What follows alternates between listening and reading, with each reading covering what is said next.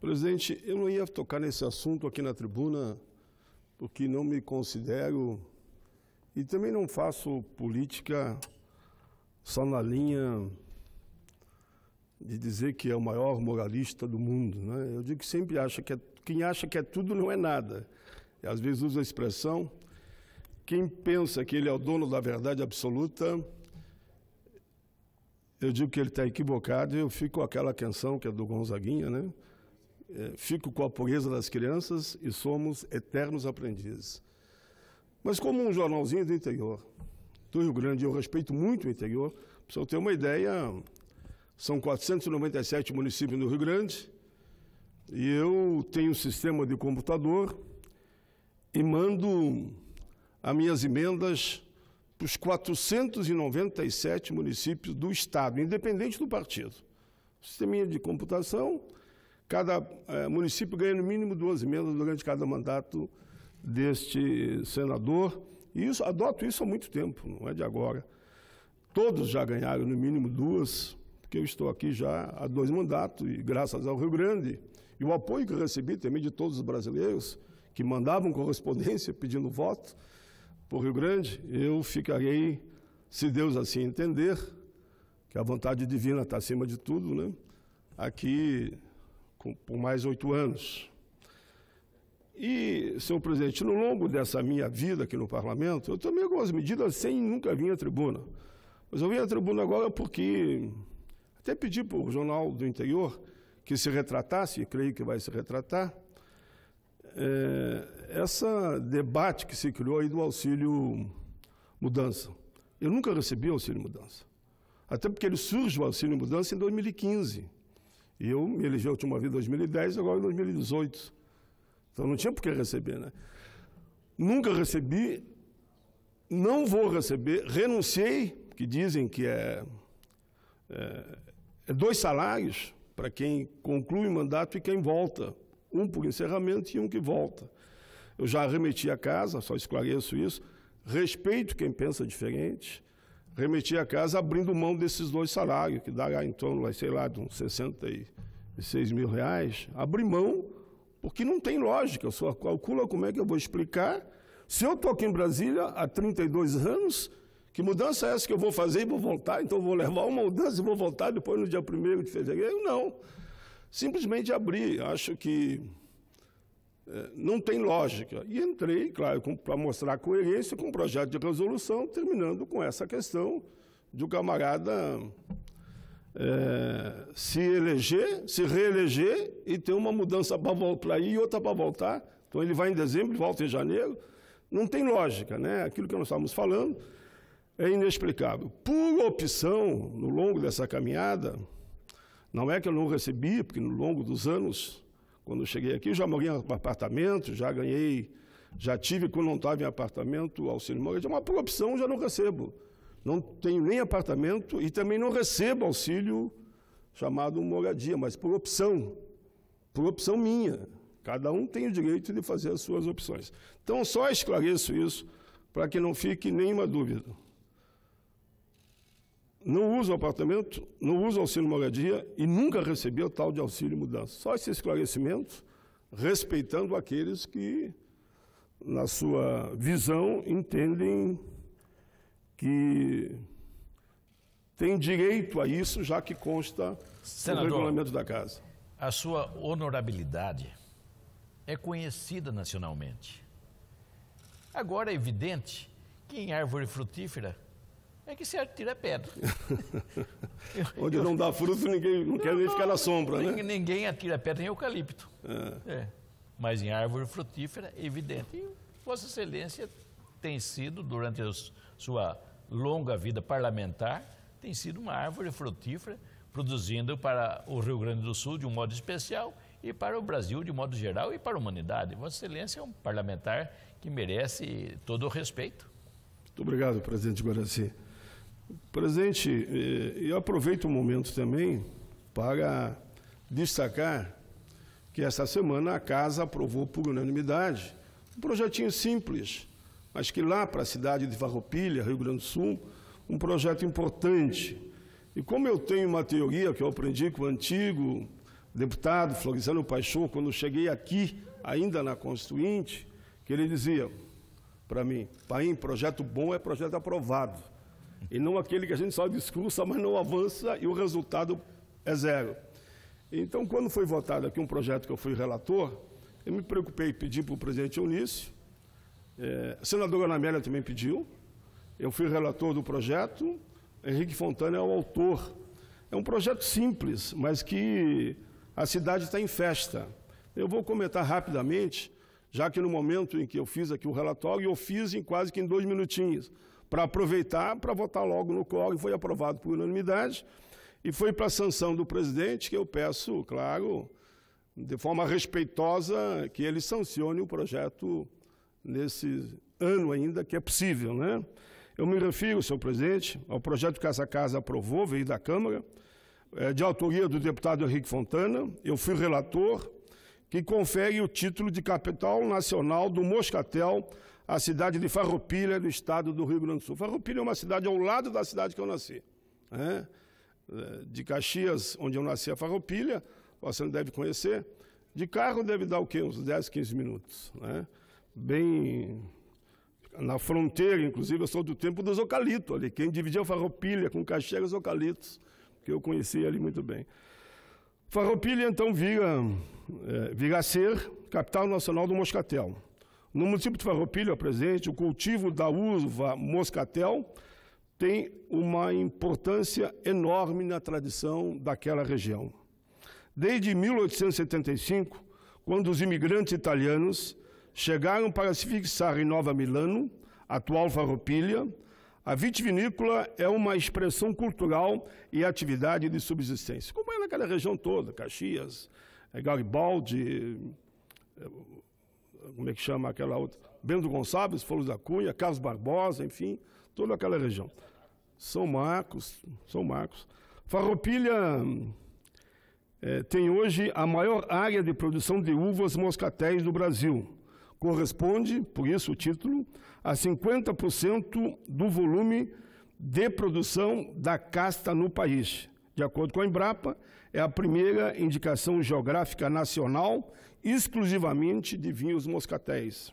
Podemos destacar, dentro das castas de uvas, o moscato branco, que teve seu perfil genético identificado como o único do mundo. A produção é realizada no município por centenas de pequenos produtores e os vinhos elaborados em vinícolas distribuídas em todo o território da indicação de procedência Farroupilha, né? Outro ponto que merece destaque é a importância da atividade econômica em torno da uva moscato para o município de Farroupilha. Além disso, representará para os agricultores e para a população local o reconhecimento oficial da qualidade do seu trabalho e do seu empenho. Eu, como vim daquela região, e tenho o maior carinho por toda a região, ali escrevi grande parte da minha vida, ali naquela região, que eu comecei como líder estudantil, entre 14 e 16 anos, de ginásios noturnos para trabalhadores. E ali fui me animando, eu diria, na participação política, né? Por isso que eu digo que a liberdade é fundamental, porque a gente começa a aprender a fazer política nas escolas, né? Ou presidente da sala de aula, que fui também, né?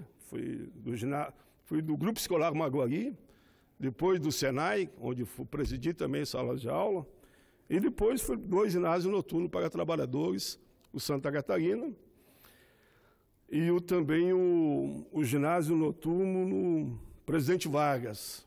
Presidi os grêmios em 2 períodos. Então eu faço esses registros, e é um carinho também essa região, do qual eu tive toda a minha formação, e eu sempre digo o que meu pai sempre dizia, e a região também apontava nesse sentido, para ter sucesso na vida, precisa ter no mínimo 3 pontos fundamentais. Estudar, olhando para quando a criança, né?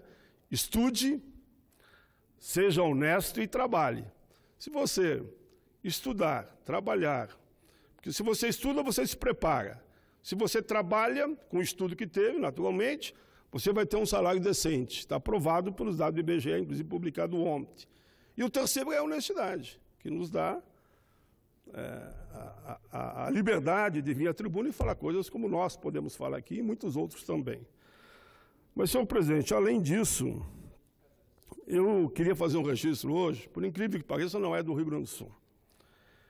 É de Fortaleza. Não sei porquê, mas é claro que eu agradeço muito. Lá em Fortaleza, uma escola meio que me adotou. Eu nunca fui lá, não conheço as professoras e não conheço os alunos. Eles são tão carinhosos com as cartas que mandam para mim, lá de Fortaleza, que eu vim fazer esse registro aqui na tribuna, eu digo um pouco retribuindo a eles tudo aquilo que eles estão fazendo em relação ao nosso trabalho que os alunos daquela escola acompanham. Perguntar bem a cidade eu não sei, mas deve estar escrito aqui. Mas, senhor presidente, recebo há tempos cartas da Escola Municipal Jesus Cristo, que fica na periferia de Fortaleza, e gostaria de compartilhar com o povo brasileiro esse exemplo de dedicação ao ensino e à educação.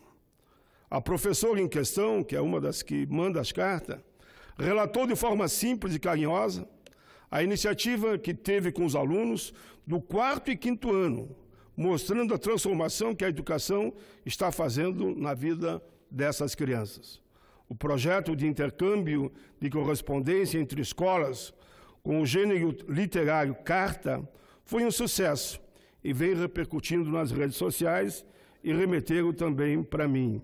O nome da professora em questão, Maria Liduína Vasconcelos de Brito, senhor presidente. A professora relata de forma simples o trabalho que eles estão fazendo lá e a importância da transformação dessa forma de educação com as crianças. O projeto de intercâmbio de correspondência entre escolas com o gênero literário está sendo, segundo ela, um sucesso enorme. Liduína relatou como funciona o projeto, as correspondências chegam na escola e os professores trabalham a interdisciplinaridade, explicam aos alunos como funciona a localização no mapa mundi, a distância de uma cidade a outra, como realizar pesquisa na internet.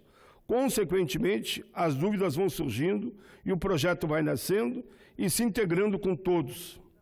Esse intercâmbio, senhor presidente, usado também pelo Facebook, produzido pelos próprios alunos, no qual um deles instiga o leitor a participar com sugestões e dicas que eles têm remetido para mim. Vejamos aqui rapidamente o relato emocionante deles, de forma apaixonada pelo que faz. Diz aqui: ficou muito legal e como conseguimos transformar uma atividade de sala de aula em livro. Gostaria, senador, que repercutisse no Congresso. As pessoas leram e enviaram mensagem para os meus alunos. Estamos resgatando a prática da correspondência via SEDEX, ou até mesmo em mãos, para aprimorar o gosto pela escrita e expor no papel pensamentos e anseios que sejam revistos. Enfatizou que a educação no Nordeste está em uma nova era. Falei antes do Sul, falo do Nordeste. Alunos interessados em aprender aquilo que eu falava antes, que a educação é fundamental para um futuro melhor. Na turma do 5º ano, foram desenvolvidos livros que a Secretaria Municipal de Educação de Fortaleza abraçou a causa e ajudou na divulgação. Aí fala do 4º ano, dos trabalhos que estão fazendo. A escola criou o Dia D de leitura, proporcionando atividade de incentivo à leitura com uma diversidade de gênero literário para implementar prazer de ler. Aí fala dos melhores resultados, por exemplo, o mostrar livro como O Fim da Picada, desenvolvido em sala de aula, que ampliou novos conhecimentos, usando desafiar posicionamentos críticos sobre o mundo que vive no exercício pleno de construção da cidadania.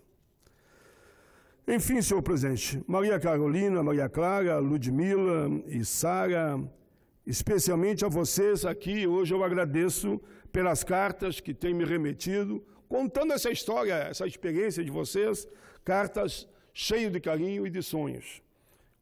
Carinho é bom, faz bem, eu sempre digo em tempos que pregam tanto ódio, né? A palavra que eu gosto mais de usar é a palavra amor, e dizer para vocês que persigam sempre seus sonhos. Persigam sempre. Eu fico com aquela frase que foi usada na campanha do Barack Obama, que querer é poder. Querer é poder no sentido amplo da palavra. Persigam seus sonhos. Persistam, resistam, dialoguem, avancem, estudem, trabalhem, que pode ter certeza que os seus sonhos serão realidade.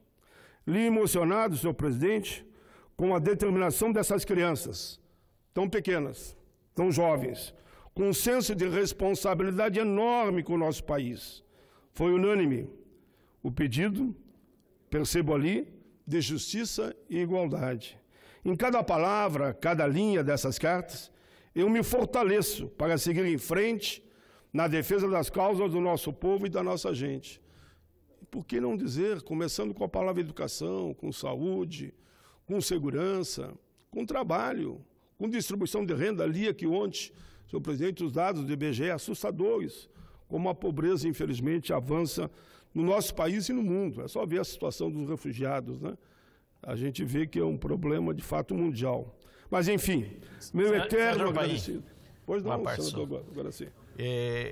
Hoje se calcula que só da Síria há 13 milhões de retirantes e refugiados. É o maior êxodo da história humana. O mundo nunca viveu tanto em crise. Por exemplo, aqui na América Latina, nós nunca tivemos êxodo, principalmente de porte. Hoje nós estamos tendo um êxodo da Venezuela, ou vindo para o Brasil, ou indo para a Colômbia, ou para outros países. No caso dos imigrantes que estão chegando na fronteira dos Estados Unidos, são está quase em 10 mil pessoas. Quase 10 mil pessoas.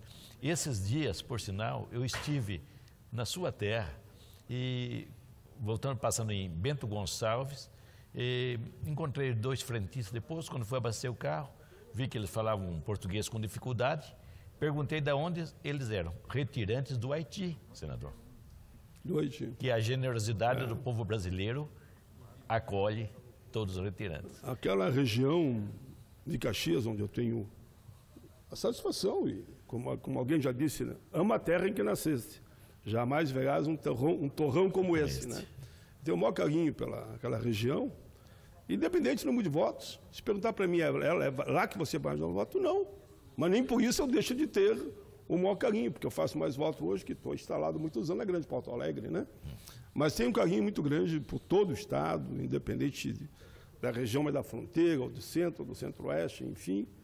Mas essa história que o senhor conta é bem real, o acolhimento dos imigrantes na nossa região ali, de homens e mulheres que vieram do continente africano, que vieram de outros continentes, enfim, que vieram dos 5 continentes e são bem acolhidos. E aproveitando Vossa Excelência como gaúcho, lembrar que o Estado do Rio Grande do Sul sempre foi muito generoso em receber os imigrantes, mesmo os italianos, poloneses, que estiveram, germânicos. Afinal, isso fez o amálgama da cultura, da cultura gaúcha. E Vossa Excelência bem sabe que o Rio Grande do Sul, ele parece que são vários estados dentro de um. Não em desunião, mas em união, em cultura. Né? Uma integração. Uma cultura. Quando a gente pega os Pampas Gaúchos, a região de Palmeiras das Missões. Quando a gente pega a região da Serra, ou a região da Lagoa dos Patos, ou o litoral Tramandaí, são lugares tão diferentes que você pensa que até entrou em outra cultura, em outra... Se você chegar ali em Gramado, Canela, alguns vão de outros estados, dizem, pô, mas parece que nós temos aqui numa região da Europa, exatamente. O Rio Grande do Sul realmente é um... Com as suas diferenças, mas consegue ainda abraçar a todos. Exato, todos comendo churrasco e tomando chimarrão. E eu fico aí com aquela... Eu gosto muito de poesia, porque por isso eu cito sempre... Eu fico com aquela frase de um poeta que disse que o mundo cabe num abraço, né? Exato. Como é bom um abraço. Mas, presidente, então fica aqui o meu abraço carinhoso, respeitoso aos professores e alunos dessa escola e deixo um recado pequeno.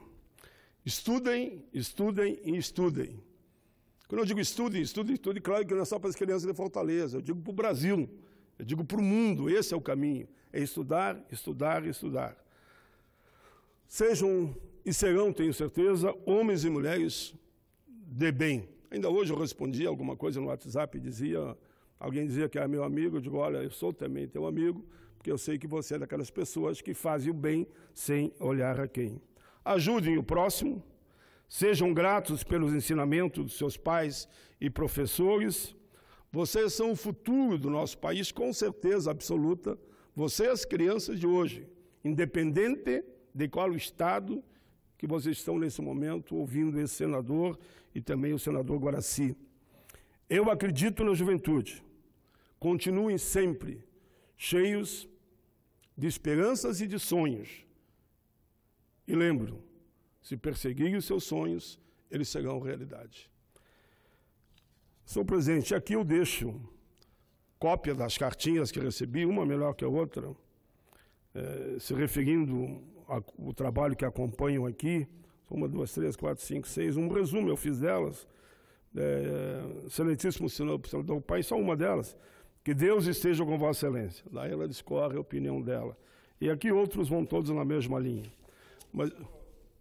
Senador Paulo Paim, eu peço a me somar a Vossa Excelência, parabenizando essa escola, porque se há algo que nós temos que nos preocupar, é justamente com as nossas crianças, a nossa geração do futuro.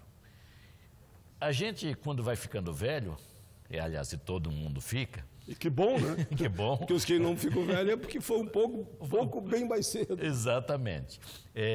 Mas eu digo sempre que meus filhos demoraram tanto a casar que eu quase me tornei bisavô em vez de me tornar avô. Então, e hoje eu tenho 4 netos, a Cindy com 1 ano, o Mateus, a Camila e o Guaraci Neto. Isso nos trouxe, falou isso, não que não tivesse a visão de futuro, a responsabilidade com o futuro, mas a responsabilidade que nós temos com essa geração.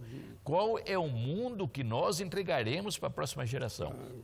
Senador, se nós recebemos de nossos pais um mundo muito melhor que o de hoje.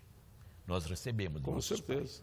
Agora, infelizmente, nós estamos entregando à nossa próxima geração um mundo muito pior.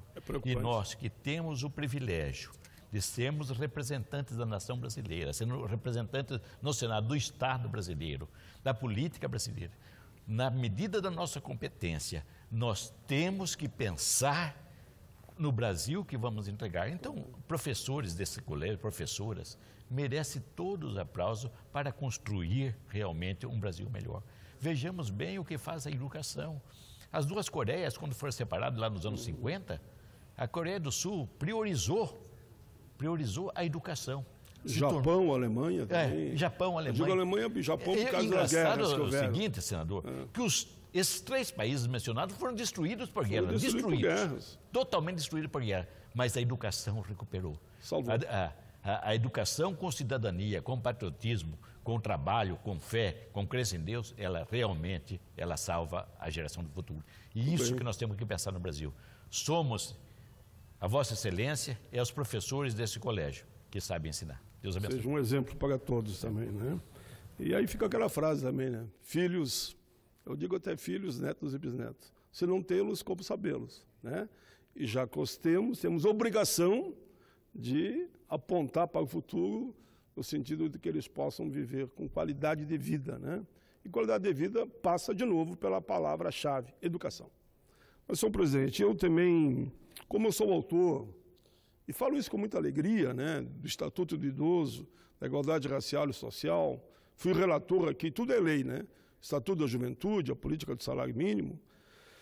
Fui o autor também do Estatuto da Pessoa com Deficiência, que teve como relator, veja a coincidência da vida e do próprio destino, que querer poder, enfim, nessa linha, os 3 relatores se elegeram senadores. e eu estou aqui esperando eles. Maria Gabrilli, uma pessoa com deficiência, cadeirante, ela foi a relatora na Câmara e se elegeu senadora, vai estar conosco aqui a partir de 1º de fevereiro. O senador Flávio Arnes foi senador dessa casa, relatou também o projeto aqui e lá também, se elegeu agora senador outra vez e vai estar aqui conosco. E o senador Romário, que foi o último relator na casa, está aqui mais 4 anos com a gente, porque ele está no meio do mandato, e por isso eu não tenho deixado de falar sempre das pessoas com deficiência. Não é só porque sou autor, é porque é uma causa que envolve, por incrível que pareça, 46 milhões de pessoas no nosso país. E por isso, aproveitando aí a paciência de Vossa Excelência, eu queria discorrer um pouco sobre o Dia Internacional da Pessoa com Deficiência. Senhor presidente, senador Guaraci Silveira, antes mesmo de aprofundar o debate sobre essa questão específica, eu gostaria de lamentar que no dia 30, gostaria não, mas tenho que lamentar, que no dia 30 de outubro foi publicado um decreto chamado Presidencial 9546. Na prática, esse decreto inviabiliza a participação de pessoas com deficiência em concursos públicos. Por isso, junto com o senador Romário, nós encaminhamos um decreto legislativo no sentido de revogar esse decreto. Porque, em linhas gerais, o decreto diz que nas provas físicas não é mais obrigatória a oferta de adaptações, além daquelas já utilizadas pelo candidato com deficiência no dia a dia. Falo desse decreto quando de sua publicação e falo novamente, porque eu já falei. Falo novamente no dia de hoje. Junto com o senador Romário, encaminhamos esse decreto legislativo para assustar esse que foi, infelizmente, publicado. Não iremos deixar que isso passe sem que haja uma reflexão e a gente possa, então, revogar tal decreto. Agora sim, senhor presidente, entrarei no tema que me trouxe à tribuna nessa questão. Desde 92, o mundo celebra 3 de dezembro, o Dia Internacional da Pessoa com Deficiência. Portanto, senhoras e senhores, segunda-feira passada celebramos o Dia Internacional da Pessoa com Deficiência. Importante lembrar aqui que em 2018 completou-se 10 anos em que a Convenção Internacional sobre os Direitos da Pessoa com Deficiência entrou em vigor. Eu estava aqui, nós aprovamos, o senador Flávio Arnes foi meu parceiro para aprovar essa convenção. Durante esse tempo, os países membros passaram por adaptações em suas legislações para se adequarem aos conceitos trazidos pela Convenção e o próprio Estatuto que aprovamos na mesma linha. No Brasil, a Convenção Internacional adquiriu força constitucional e, em 2015, o Estatuto da Pessoa com Deficiência, em pleno acordo com a Convenção, foi aprovado e trouxe, então, para o campo legal interno os mais atualizados conceitos acerca do assunto, ou seja, da pessoa com deficiência. De acordo com esses conceitos e classificação de deficiência, deixa de se basear apenas no corpo com impedimentos físicos, mas passa a considerar a falta de acessibilidade dos espaços, produtos e serviços. Começou a tratar não só do físico do deficiente, mas de todo o complexo que envolve a todo o ser humano. O grande ganho dessa nova maneira de enxergarmos a deficiência é que o foco das mudanças necessárias para a inclusão e participação dessas pessoas deixa o indivíduo e passa a envolver toda a sociedade e os seus ambientes. O exemplo que já acontece na Europa, que premiam suas cidades que se destacam pela acessibilidade. Prêmios belíssimos, por exemplo, e ficou destaque o caso de Londres, Dublin, Berlim, Barcelona, Montreal, Nova York, são outros exemplos de cidades acessíveis, segundo várias divulgações feitas nos sites, inclusive de turismo, dizendo, venha para cá, aqui tem a acessibilidade. Senhor presidente, no Brasil também temos bons exemplos. Não quero só falar do exterior, não sou daqueles que gostam de falar mal do Brasil e só elogia lá fora. Fizemos crítica, mas elogiamos tudo aquilo que é feito também na nossa querida pátria, o Brasil. Por exemplo, no Brasil temos bons exemplos nesse sentido, como em Bonito, Mato Grosso do Sul, Uberlândia, Minas Gerais, em Osório, Rio Grande do Sul, Novo Hamburgo e Porto Alegre, também nessa mesma linha dessas cidades. Precisamos incentivar cada vez mais a busca de cidades inclusivas e com melhor qualidade de vida para as pessoas com deficiência, idosos, crianças, gestantes e pessoas com mobilidade reduzida, temporária ou permanente. Eu citei aqui, inclusive, os idosos. Não é só as pessoas especificamente com algum tipo de deficiência física.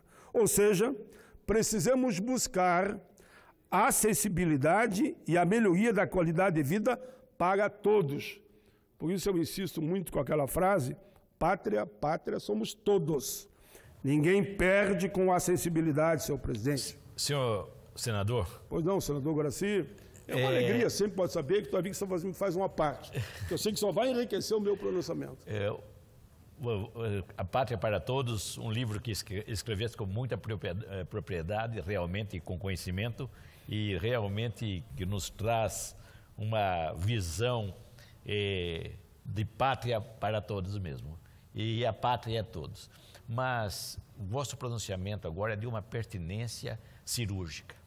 Porque na segunda-feira agora, dia 10, nós vamos comemorar 70 anos da Carta dos Direitos Humanos, do qual nós somos signatários. Isso daí porque saiu o mundo de uma tragédia vítima do nazismo e do fascismo, comandado por dois psicopatas, Mussolini e Hitler, que causou talvez 76 milhões de mortos, afinal nunca foram contados, é uma especulação. O dado que aponta se aproxima de 100 milhões mesmo. Exatamente, não se tem ideia, quer dizer, a maior tragédia que se abateu sobre o mundo, vítima de uma sanha assassina de dois loucos, vê o que dois loucos podem fazer no mundo. E vejamos bem, e em 48, depois, sucedendo a Liga das Nações, é criada a ONU, a Organização das Nações Unidas, e é elaborado a Carta dos Direitos Humanos, do qual nós somos signatários. E Vossa Excelência justamente versa sobre a necessidade do apoio daqueles que mais precisam do nosso apoio, do nosso reconhecimento. São direitos humanos, e isso é cristão, é divino, é a nossa obrigação social e política. Parabéns pelo seu pronunciamento. Muito bem. Vossa Excelência, como eu, é cristão também, e nós, o cristianismo para mim é isso, né? Amai o próximo como a si mesmo, né? Faça o bem sem olhar a quem, o olhar da solidariedade, que é o que a gente fala tanto em revolução, mas quando a gente fala em revolução, a gente só pensa em revolução, a gente pensa em arma, em sangue, mas quem foi? Quem foi o maior revolucionário de todos os tempos? Jesus Cristo. Olha só, falamos até junto para ver que, me diga quem foi mais do que ele. Então, ser revolucionário não significa violência, não significa agressão. Ser revolucionário significa ter posições avançadas, olhando para o bem comum, para o bem de todos. E aí o nosso líder, número 1, indiscutivelmente, se chama Jesus Cristo. Mas, senhor presidente, o Brasil precisa implementar novos e mais eficazes meios para que a legislação sobre a deficiência seja cumprida, seja efetivamente aplicada no dia a dia. Já fizemos muito, mas temos muito ainda por fazer. Nesse sentido, lembro que tramita aqui no Senado Federal o PLS 89 de 2017, que cria o prêmio Cidade Acessível. O projeto não é de minha autoria, é de um senador, inclusive, mas que teve todo o meu apoio, de um partido, digamos, no campo do debate político, muitas vezes atuamos em campos diferentes. Mas cito aqui, o projeto é de autoria do senador Ciro Nogueira, é do PP, né? E eu tenho a honra de ser o relator a pedido dele mesmo, inclusive, da matéria na CDH e também na Comissão de Educação, que já deu o parecer favorável. Estamos torcendo que a gente aprove ainda esse ano. O projeto tem por objetivo incentivar e estimular a implementação dos preceitos de acessibilidade previstos no Estatuto da Pessoa com Deficiência. Segundo o autor, a lei é boa e necessária, mas a construção de uma cultura de inclusão não se faz da noite para o dia, muito menos sem estímulos e promoção dos valores que a caracterizam. É necessário divulgar, demonstrar, educar, enfim, cultivar os valores da igualdade, do respeito e da coragem de fazer acontecer, implementando essas políticas. Assim, derrubaríamos barreiras, estaríamos avançando na construção desses atos de exemplos, de bons exemplos, para outros setores da sociedade, dentro das empresas, nos edifícios, nas moradias, nas próprias escolas, além de construir os espaços acessíveis, aqui podemos olhar para os condomínios, enfim, as moradias, é necessário promover a educação, de novo, e a cidadania de todos, incentivando o respeito para com as diferenças. Como o senhor falava muito bem, tem que saber respeitar as diferenças. E aí o senhor falava, e eu quero aqui aproveitar para destacar, sobre o dia 10, que é a próxima segunda-feira, e já está, tomou a liberdade de convocar, Vossa Excelência, ou convidar, convocar. A convocação é pelo respeito, porque eu gostaria muito que estivesse junto. Segunda-feira, a Comissão de Direitos Humanos vai ter atividade o dia todo. Vai começar de manhã, termina à tarde. Pela manhã, a senadora Regina Souza vai abrir o evento. Em seguida, conforme combinado, ela passa para mim. Eu devo presidir a CDH com diversos convidados para discutir política de direitos humanos. E à tarde, então, ela vai presidir um outro espaço, porque eu já informei a Vossa Excelência em outro momento, estou fazendo um pequeno tratamento, eu tenho que voltar à segunda tarde ao médico, aos médicos, no caso. Mas voltarei aqui depois, para no fim da tarde podermos falar aqui no plenário também sobre direitos humanos, além do trabalho da comissão, que vai iniciar às 9 horas, calculo que termina lá pelas 4 da tarde. Mas, enfim, senhor presidente, além de construir os espaços acessíveis, é necessário promover, repito aqui outra vez, a educação e a cidadania de todos, incentivando o respeito às diferenças. Também é preciso acabar com a ideia do capacitismo, de acordo com o antropólogo com a antropóloga Anne Guedes de Mello, que aqui está uma pronúncia aqui bem delicada, eu estou aqui sempre para não errar o nome dela. Anaí Guedes de Mello. Capacitismo é a discriminação ou violência praticadas contra as pessoas com deficiência. É a atitude preconceituosa que hierarquiza as pessoas em função da adequação de seus corpos a um ideal de beleza e capacidade funcional. Com base nisso, considera-se essas pessoas incapazes de trabalhar, de frequentar uma escola de ensino regular, de cursar uma universidade, achar que não pode amar, de sentir desejo, de ter relações sexuais, etc., aproximando as demandas dos movimentos de pessoas com deficiência a outras discriminações sociais, como o sexismo, o racismo e a própria homofobia.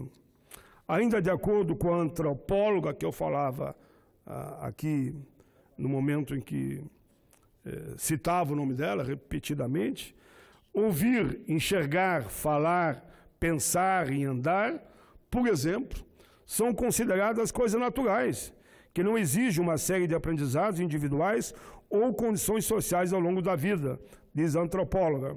Dessa forma, quando uma pessoa não enxerga com os olhos, ela é considerada naturalmente deficiente e passa a ser percebida como um incapaz. Aí eu tomo a liberdade de dar um exemplo. Eu tenho dois. A gente fala deficiente visual, sabe o que ele me diz? Pode chamar de cego meu, senador, não tem problema nenhum. Que trabalha comigo há algumas décadas já. Um aqui em Brasília, que é o Luciano, escreve, é um poeta, assim, qualificadíssimo, escreve muito do meu discurso, ajudou a elaborar esse, com a participação. E no Rio Grande do Sul, o chefe de gabinete, olha, é o chefe de gabinete político, inclusive, político, se chama Santos Fagundes, que também é cego, né? Eu tive também cadeirante, que trabalhou no meu gabinete, mas depois teve a ascensão, foi para o Ministério da Justiça. Mas esses dois estão comigo há algumas décadas e já fizeram universidade e estão continuando a me assessorar. Isso impede a consideração de que é possível andar sem ter pernas, né? Ouvir com os lábios, enxergar com os ouvidos e pensar com cada centímetro de pele que possuímos, ou seja, a grandeza de alguém que, embora deficiente visual, ele consegue, às vezes, eu diria, ter uma visão da sociedade muito mais clara do que, inclusive, nós, pela sensibilidade que Deus deu a eles, né, senhor presidente. Mas, enfim, como já é de conhecimento de todos, nós, no início do mês de dezembro, no início do mês de dezembro, acontece aqui no Senado, e quero valorizar essa iniciativa, a Semana de Valorização da Pessoa com Deficiência. Essa é a 12ª edição do evento, cuja programação contará com oficina de horta de cheiro, visita do projeto Cão Guia de Cegos do DF, visita inclusiva pelas dependências da casa, eu vou recebê-los aqui com 4 cão-guias, oficina inclusiva de fotografia, por exemplo, esse Luciano é fotógrafo também. Veja, ele fez exposição de fotos já, esse poeta que trabalha comigo há alguns anos. Mesa redonda com professores e pais de pessoas com deficiência. Para encerrar minha fala, quero só lembrar que também estaremos encerrando o ano e diante dos desafios que teremos ainda pela frente, quero contar com a força, uso muito a palavra, de todos e de todas, para que a sensibilidade e a coragem de pessoas que, acima de tudo, enxergam, como eu dizia antes, com o coração, com a alma e com a sua sensibilidade.